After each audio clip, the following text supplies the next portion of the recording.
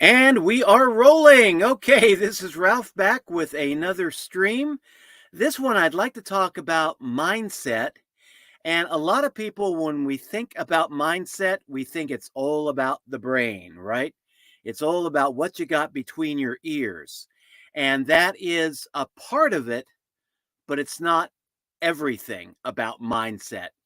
There's mindset that comes to your mind, your brain, your physical brain, the rational brain. There's a mindset that concerns the heart.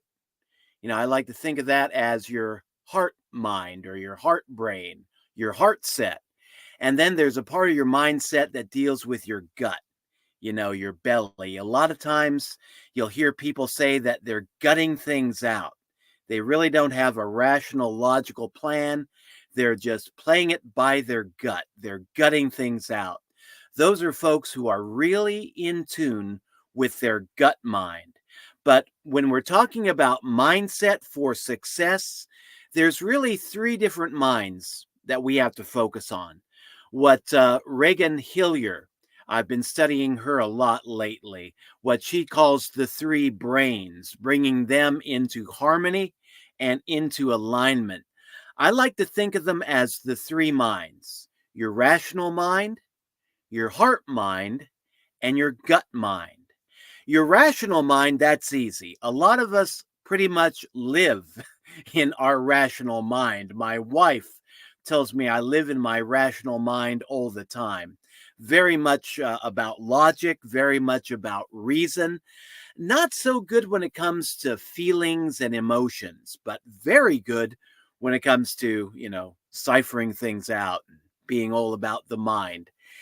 And what will mess people up a lot of times when they're trying to change their mindset, they will focus exclusively on the mind. And the mind, really, I don't really know what kind of a mathematical figure to put on this, but the mind is at best, it's only about 1/3 of your total mindset. And I would say, in the grand scheme of things, probably even less than that. But yeah, at least only 1/3 of your mindset is contained or influenced by your rational mind. Uh, and yet, this is where we focus when we're talking about affirmations. And when people are repeating the same affirmation over and over and over again, they're trying to get it in their rational mind.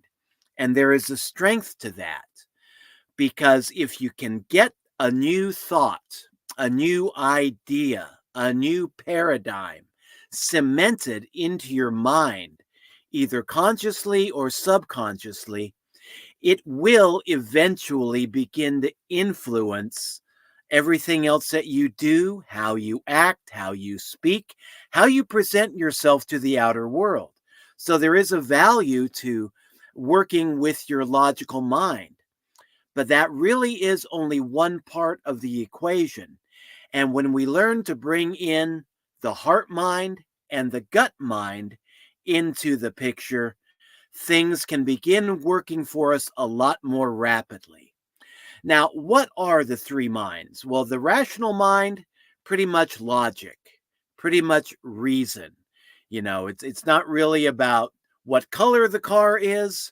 It's about whether or not it will get me from point A to point B. And it has to do with logic, with reason. Think of Mr. Spock on the old Star Trek series. All about logic, all about reason. Very poor when it came to emotion. Now, what's the heart mind? Well, the heart mind, to use the Star Trek analogy, the heart mind is all about Captain Kirk. He is very emotional. He gets really wrapped up. He's a good poker player. He knows how to bluff his way out of a bad hand and turn a losing hand into a winning hand just by bluffing his way out, just by putting a lot of feeling into the situation, a lot of emotion. And I mean, that really counterbalances the Spock character, the Captain Kirk character, really serves to counterbalance the Spock character.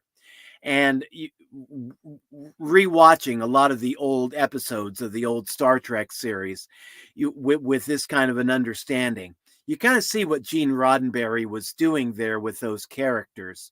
It's like, yeah, Spock was the rational guy. He totally ignored his emotions, tried to bury his emotions. And then there's Kirk, not very logical, always looking for a way to win no matter what, and very emotionally involved with his ship, with his crew, with his life. And I mean, he operated out of his heart most of the times.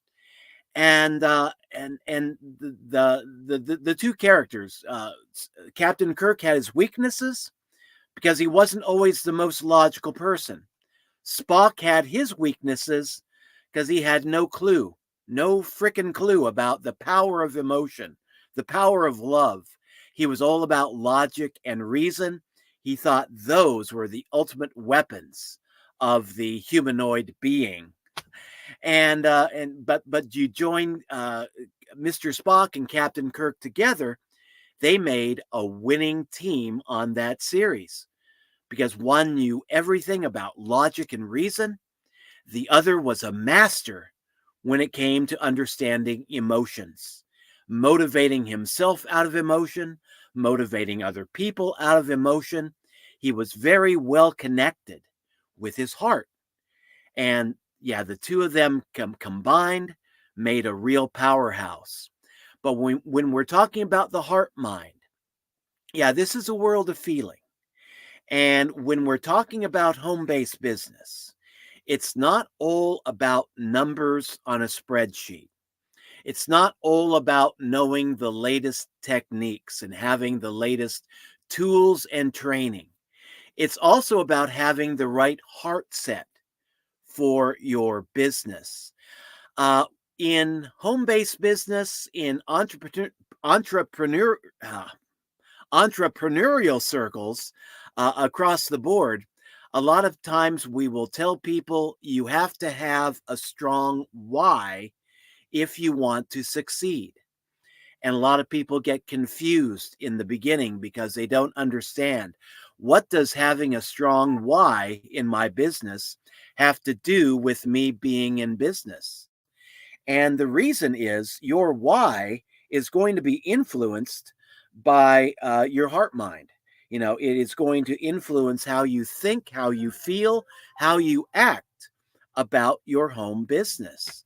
And yeah, if you have a strong why, something that's going to motivate you more than just thinking, you know, I want to make a 5-figure income, or I want to make a 6-figure income, or I want to make a 7 or an 8-figure income, or I want to be a bloody trillionaire like Elon Musk.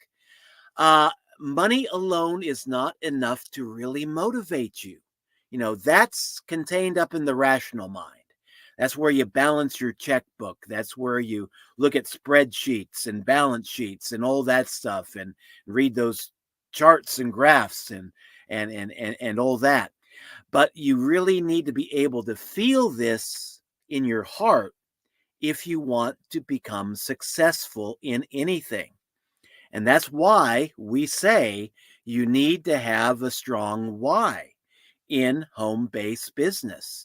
You have to have something more powerful than just money alone to motivate you to get out of bed in the morning and face the day's challenges and do it with a little bit of enthusiasm. Do it with a lot of love. Do it with excitement. Because when you're talking about your business and you have excitement about your business, you've got enthusiasm, that excitement, that enthusiasm can really be used to motivate others. They can see the enthusiasm that you have, the emotional involvement that you have in your business, and they can think, I want to take a look at that thing. He hasn't said one word about his business today, and yet he's so excited about his business. I want to take a look at that. And I mean, that can be a powerful motivator. You get that power when you learn to tune into your heart, tune into your heart mind. And yeah, you do that. And yeah, you unleash an added amount of power that you can bring into your business, that you can bring into your work. Greg Braden is another guy I like to follow. He talks about the heart brain connection. And he agrees with Reagan Hillier in that if we focus only on our brain, only on our biological, rational mind, the biological brain, we're missing a lot of power. He says the electromagnetic fields that are surrounding the brain and the electromagnetic fields that surround the heart, they're different. One is stronger than the other. Can you guess which one is strongest? It's not the rational brain, it's the heart. The electromagnetic field surrounding the heart is actually about 100 times stronger than the electromagnetic power produced by the brain. So, if we want to be more effective in our business, in our life, in anything that we do, we want to bring more than just our brain to the table. We also want to bring our heart, and not just for, you know, emotional support or something like that. It's because the heart has a lot of power to contribute to anything. Think about a guy that is in love, or he thinks he's in love, and he talks about his girlfriend, and he says, "Yeah, she's not too ugly. Yeah, she's got a good job. Yeah, I think I can tolerate her for 10, 15 years, at least 2 or 3 weeks." Is that really love? Does anybody really talk about their significant other like that? I know a guy that married his wife for tax reasons. That was it. Income reasons, income tax reasons. And I don't even know how he proposed to her, but it may have been something like, "Hey, baby, you want to get married? We could use the tax break." And yeah, he talking about to his family about it. He would say, "Yeah, I decided to marry her for tax purposes. It just made good financial sense." Not a whole lot of emotional love tied up in that relationship. And surprisingly, that relationship has lasted through the years because the two are a pretty good match. They're both out of touch with their emotions, and they both tend to live up in their brain. What there is of that in that relationship, and I digress. But yeah, relationships that are just devoid of emotion, devoid of heart energy, devoid of enthusiasm, we generally tend to think those relationships are not going to last. Sometimes, surprisingly, they do, because you got one emotionally dead person yoked to another emotionally dead person and they match. It works. But you get somebody that wants love, and you get them in a relationship with somebody that just is looking at a balance sheet all the time, doesn't care about the heart, doesn't care about love, doesn't care about emotion. That relationship is not going to last, because you're going to have one person who's hot for love, on fire for love, wanting love, tied to a person who is just ice cold, just Mr. Spock. And man, it's just a bad match. And so in business, in our business relationships, in promoting our business, you need to be logical about it to a certain extent. Figure out a plan. How am I going to promote my business? How am I going to work my business? What does the comp plan look like? Can I make money with this business? Can I make good money with this business? Can I make money honestly with this business? And that's a lot of logical stuff that you need to work out mentally about your business. But then you also need to make sure that you can get excited about your business. What does your business do that really helps to serve the greater community? If you have a business that all it does is make you money, I guess that's okay. But it would be a lot better, wouldn't it, if it did something to help the global community, if it tried to make a wider impact in the lives of other people than just, making you money.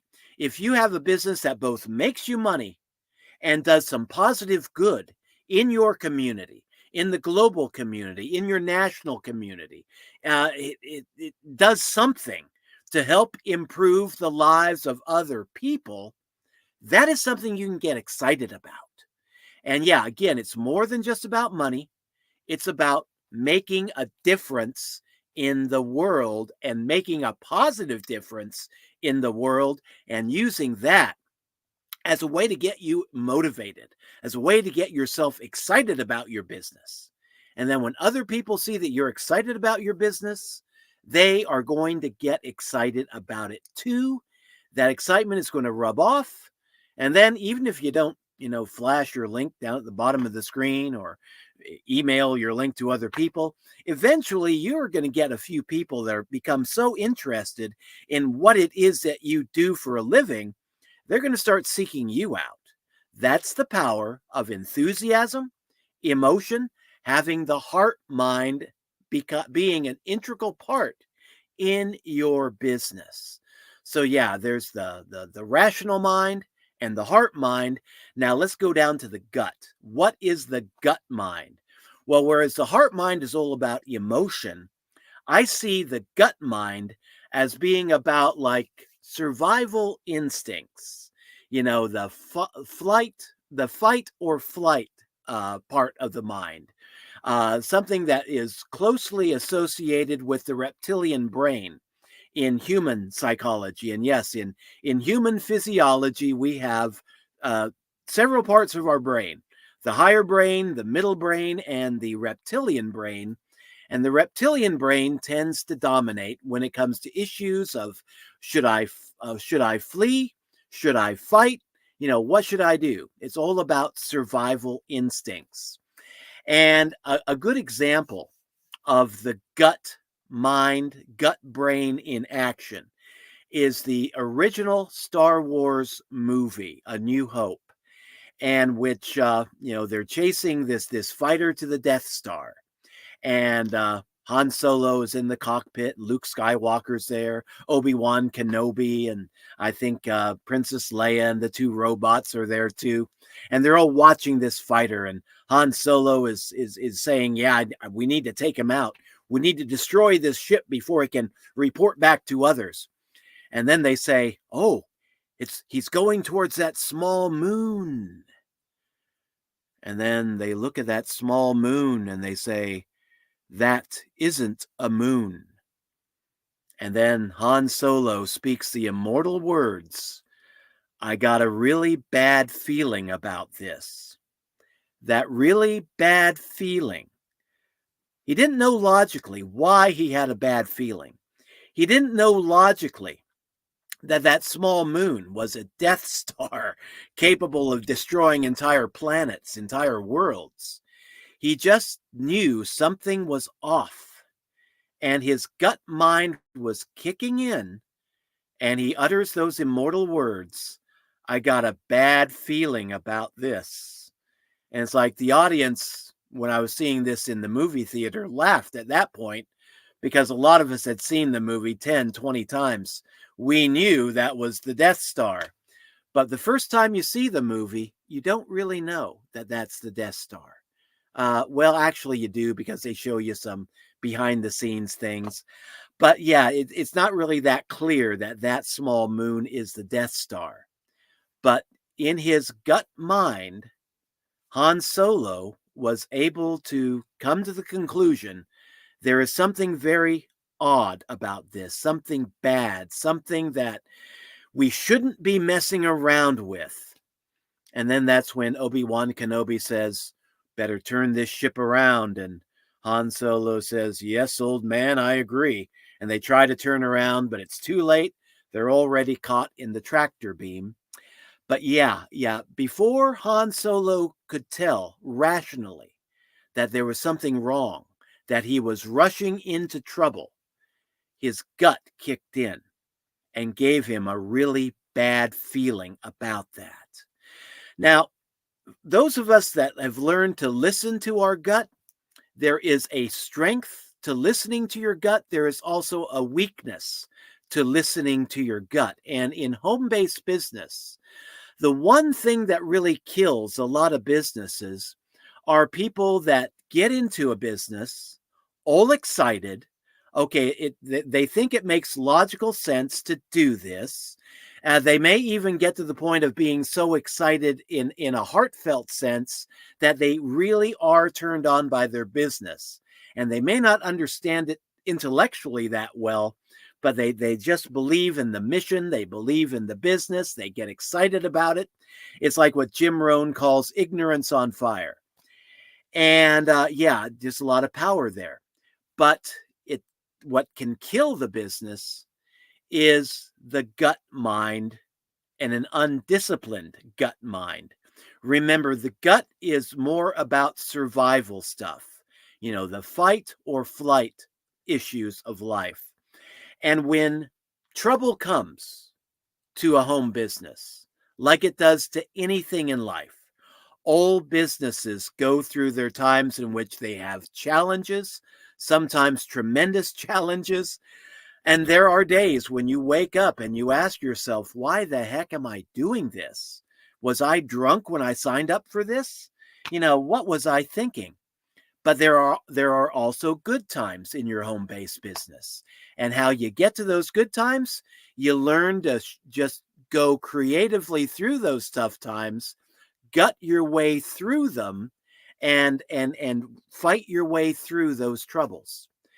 But where a lot of people get screwed up, where a lot of people just decide to throw in the towel and give up, is when they encounter their first sign of trouble in their home-based business.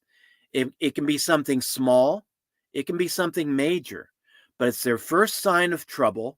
They didn't really anticipate this, and their gut just tells them, get out, get out, get out. You were making better money flipping hamburgers at Burger Hut. You were making better money being a door greeter at Wally World. Why did you do this? Get out of this. And yeah, the first sign of danger, your gut will kick in. And your gut can be warning you, okay, you're in danger, get out of here. Or that gut feeling can also be interpreted as the gut telling you you're running into some difficult territory. Now's the time to decide whether or not you want to fight to make your dream a reality. And the gut mind can tell you, you can use that energy to motivate you to either fight on or get the heck out of there. And I would say probably just a total guess on my part, as a person that's been in this space for a number of years, I would say 9 times out of 10, when people get to that feeling where they've got a really bad feeling about their home-based business, rather than deciding to harness that gut energy to motivate them to fight on, to fight through the difficulty, they use that gut energy to motivate them to just throw in the towel, get the heck out of there, quit that business, maybe go back to Hamburger Hut or Wally World, or find a new business and start all over again. And in this space, I have seen experts who are just seasoned pros at quitting, throwing in the towel, and starting all over again from scratch. And I know a few people that have been doing this for like 10, 20 years unsuccessfully, never bringing a business into profit, because when that gut feeling kicks in at the first sign of hardship, at the first sign of danger, instead of using that energy to motivate them to fight for their dream, they take that as a sign from the universe that, okay, this should be a bed of roses, right? I'm going to quit. I'm going to get out of this business. I'm going to find something else. And they're just professionals at starting all over again. And the sad thing is, it can take people months, okay, to bring a business into profit. It can take some people years to bring a business into profit. But when you have no sense of long-term commitment, when you spend your time quitting and starting all over again every 30 days or even less, there are people that start all over again within a week or 2 weeks. You're not going to be able to bring a business into profit. It takes a longer term commitment than that. And so that's where the gut mind can really screw with a lot of people.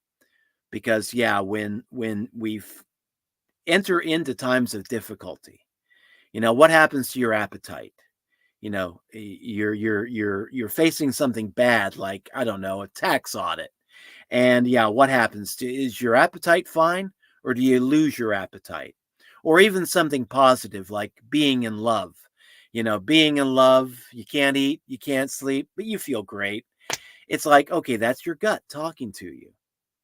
And if you can learn to harness that gut energy in a positive way, you can really empower yourself.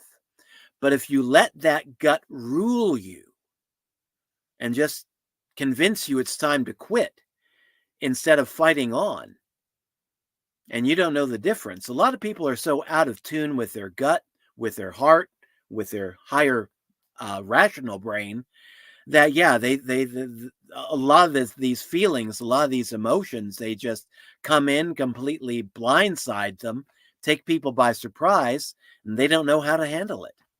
And so that's why in home-based business success, we need to find a way to bring the rational mind into harmony and balance with the heart mind, and in harmony and balance with the gut mind. And then just bring these three different minds into focus and just tell them, you know what? Failure is not an option. This is my dream. I want this dream. I can feel this dream. I have an emotional attachment to this dream. And by God, we're going to make this dream happen no matter what. And you just bring your three minds into alignment with that feeling. And so that way, you can look at a problem logically. Be like Mr. Spock. And you can tell, okay, I can see why we're not making money here, because the comp plan sucks. Comp plan favors the company and not the affiliates. So yeah, we should do something about that. And the heart mind can look at a business and say, man, this is great. We're helping people succeed. We're helping people build their own home-based business. We're helping to feed hungry children worldwide. We're doing this, we're doing that, and it feels great. And then the gut mind can be saying, okay, guys, I got a bad feeling about what I sense coming at us just over the horizon. So get ready. This is either the time to flee or the time to fight on. We're going to let the logical mind make that decision. But yeah, just letting you know, FYI, there's some trouble that could potentially be coming our way. How do we handle this? And when you bring your three minds into agreement, into alignment, yeah, you can empower yourself greatly to really succeed. So when we think about mindset, don't just think about affirmations, muttering affirmations endlessly over and over and over again. Think about putting your heart into it. Think about putting your gut into it. Listen to your brain, your heart, and your gut, and make sure they're all on the same page when it comes to your level of success that you want to see in your life